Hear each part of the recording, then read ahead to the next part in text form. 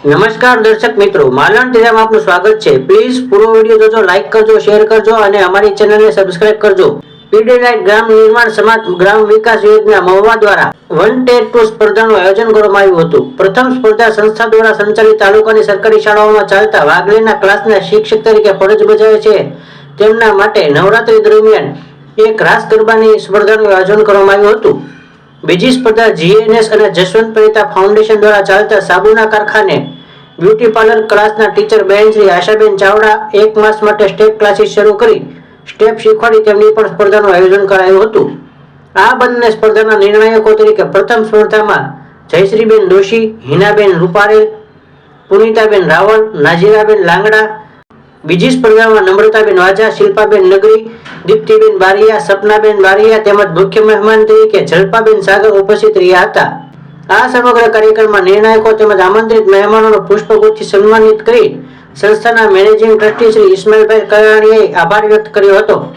આ બંને સ્પર્ધાની મીનાબેન સાકળિયા, હેતલબેન સાકળિયા, આશાબેન ચાવડાએ સંપૂર્ણપણે ખૂબ સારી રીતે જવાબદારી સંભાળી હતી।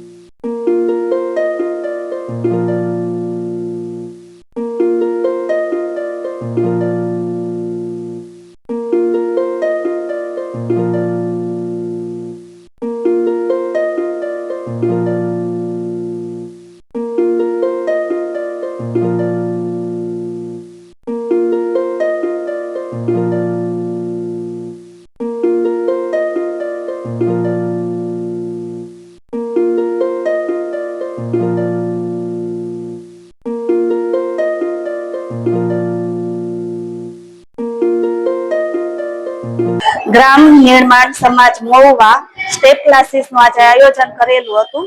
અમે પીડીલાઇટમાં આવ્યા છીએ તો તેમનો ખૂબ ખૂબ આભાર, અમને નિર્ણાયક તરીકે બોલાવ્યા તે બદલ। ગ્રામ નિર્માણ સમાજ મહુવા દ્વારા સ્ટેપ ક્લાસનું આયોજન કરવામાં આવેલ હતું, જેના શીખવનાર છે આશાબેન ચાવડા। આજ રોજ એની કોમ્પિટિશન રાખવામાં આવેલી છે, જેમાં અમને નિર્ણાયક તરીકે આમંત્રણ આપવામાં આવ્યું છે। એ બદલ હું ગ્રામ નિર્માણ સમાજનો ખૂબ ખૂબ આભાર વ્યક્ત કરું છું। Thank you. ગ્રામ નિર્માણ સમાજ દ્વારા આજે સ્ટેપનું આયોજન કરેલ છે, જેમાં અમારે નિર્ણાયક તરીકે અમને અહીં આમંત્રણ આપ્યું છે અને અમને અહીં ઇસ્માઇલભાઈ કલાણીયા અને પીડીલાઇટ પરિવારનો અમે ખૂબ ખૂબ આભાર વ્યક્ત કરીએ છીએ। ગ્રામ નિર્માણ સમાજ અને પીડીલાઇટ ઇસ્માઇલભાઈ કલાણીયા સરના સહયોગથી નવરાત્રિના ગરબાનું ખૂબ જ સરસ રીતે આયોજન કરવામાં આવ્યું હતું। વાગલે ગરબા કોમ્પિટિશન અહીંયા એનું આયોજન કરવામાં આવ્યું હતું અને એની વ્યવસ્થામાં મીનાબેન તથા હેતલબેને એમની વ્યવસ્થા ખૂબ સરસ કરી અને આયોજન પણ બધું ખૂબ સરસ હતું। અને ગરબાના જે દર વર્ષે આ શિક્ષકો અહીંયા કોમ્પિટિશન કરે જ છે, તમે લોકો બધા કરો જ છો અને અમને લોકોને અહીંયા જે નિર્ણાયક તરીકે આજે બોલાવ્યા એની માટે ખૂબ ખૂબ ધન્યવાદ।